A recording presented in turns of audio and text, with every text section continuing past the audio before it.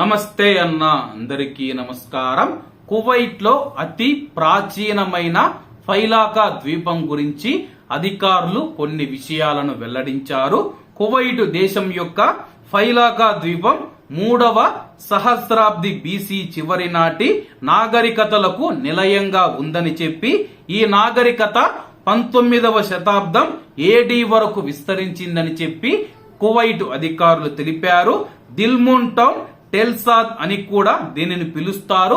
1950 BC మరియు చివరి దిల్మున్ 1450 BC నుంచి ఇల్లు మరియు గదుల అవశేషాలు ఇప్పటికీ ఫైలాకా ద్వీపంలో ఉన్నాయి.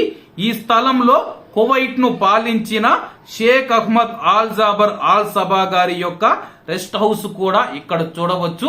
ఆ రాజుగారు 1921 నుంచి 1950 వరకు కువైట్ దేశాన్ని పాలిస్తే ఆయన పాలించినప్పుడు ఫైలాకా ద్వీపంలో ఆయనకు సంబంధించిన గెస్ట్ హౌస్ రెస్ట్ హౌస్ ఏదైతే ఉందో అక్కడ ఉంది.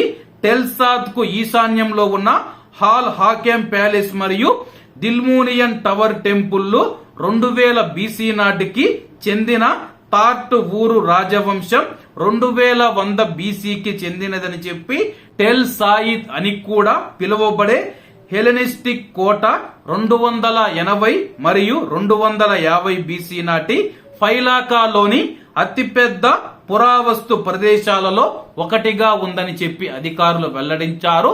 కువైటు దేశానికి సంబంధించిన నాగరికత గాని కువైటు దేశానికి సంబంధించిన వారసత్వ సంపద ఏదైతే ఉందో అంతా ఫైలాకా ద్వీపంలోనే ఉందని చెప్పి ఇప్పుడు ఫైలాకా ద్వీపాన్ని కువైట్ ప్రభుత్వం అత్యంత జాగ్రత్తగా కాపాడుతూ ఉంది.